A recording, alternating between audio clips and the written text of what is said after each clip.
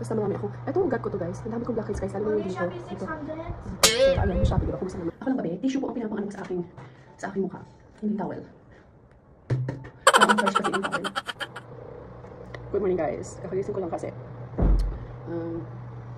Wait lang. So sabi ko, papakita ko sa inyo paano kinukuha yung blackheads ko.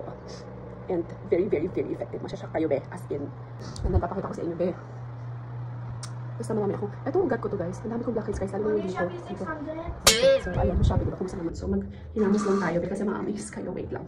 By the way, ito yung aking ginagamit. Garnier Bright Complete Serum Cleanser. Hindi din siya guys. So, ganda lang. Actually, bago ko lang pa siya ginamit. Magto 2 months pa lang ako dito. Pero, nailag ako be sa Garnier. Yes. Ako lang ba be, tissue po ang pinapang ko sa aking mukha. Hindi towel. Parang ang harsh kasi yung towel. Malis ka dyan be. Malis ka dyan. Let's go. Pakita ko sa inyo. So guys, ito yung ginagamit ko. Oh. Ayan. Mango Blackhead. The best talaga siya be. The best. Ayan siya. After ko maghilamos be. Di ba kalamang bite? Tignan nyo. Ang dami kong pores guys. Inuuna ko yung ilong guys kasi ayan, basta. Wala lang. Bet ko lang. Tapos, tignan naman. Ito, dito. Grabe yung blackheads ko. Tapos mga 10 minutes lang yan guys. Pero okay lang, carry. Ganyan natin siya. Ganyan. Ganyan be. Tapos dito sa kabila. Ayan. Tapos guys, 10 minutes yun siya. Wait 10 minutes pa. Pero pag meron kayong blower or fan, which is meron pala akong fan, yun ang gagamitin natin. Para matuyo. Mabilis ang tuyo siya guys. Tapos yun, kayo ng coffee. Tapos kain kayo ng Cornic. Ibigay sa post ako ng isang araw about dito sa Cornic. Yung teacher's kitchen. Well, once mag-start ka, ang hirap mag-stop. Kumain. Ang sarap. Try ko na siya guys, tanggalin. Feeling ko ano na siya. Dry na siya. Dry na siya guys. Ayan.